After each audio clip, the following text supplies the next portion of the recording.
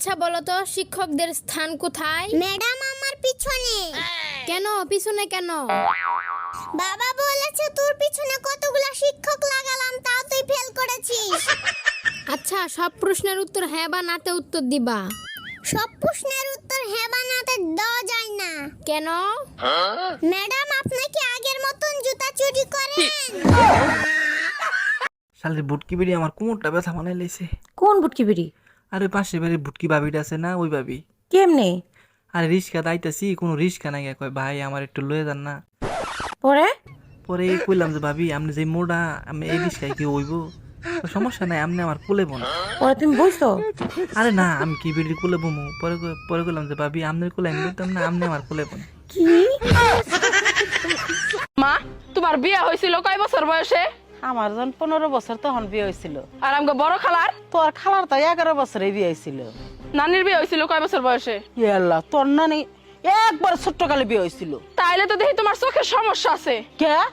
আমার চোখ একবার পরিষ্কার, কোনো ছানি মারে কিচ্ছু পারে না, আমি সুন্দর করে দেখতেছি। না, আমার যে 20 বছর চলতেছে কি চোখ দিয়ে দেখো না? আমার বিয়ে দিবা কবে? হ্যালো, কে বলছেন? আমাকে আপনি 5 লাখ টাকা দিবেন, না হলে আপনার গোপন তথ্য ফাঁস করে দিব। প্লিজ ভাই এমন করবেন না। আমাকে বলুন কিসের গোপন তথ্য? গতকাল আপনি গোসল করার ভিডিও আমি ক্যামেরায় ধারণ করেছি, যদি টাকা না দেন তাহলে ভাইরাল করে দিব। ফোন রাখ হারামজাদা। আমি গত 15 দিন যাবত গোসলই করি না, আমার বোকা বানা।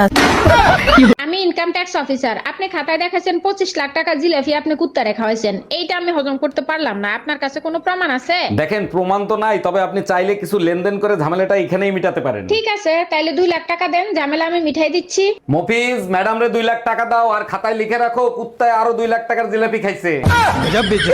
অরুণ ভাই, আমার হাজবেন্ড তো প্রবাসী, সে একটা লাভ লেটার পাঠাইছে ইংলিশে, আপনি একটু পড়ে দিবেন? অবশ্যই পড়ে শোনাবো। তার আগে বলেন, ইংলিশেই পড়ে শোনাবো না ইংলিশের বাংলা করে পড়ে শোনাবো? ইংলিশে যদি বুঝতাম তাইলে কি আর আপনারে দিয়ে লাভ লেটার পড়াইতাম? আচ্ছা ঠিক আছে, আমি বাংলা করেই শোনাচ্ছি। অরুণ ভাই বুঝেন তো, হাজবেন্ডের লাভ লেটার, আপনি শুধু পড়বেন কিন্তু শুনবেন না।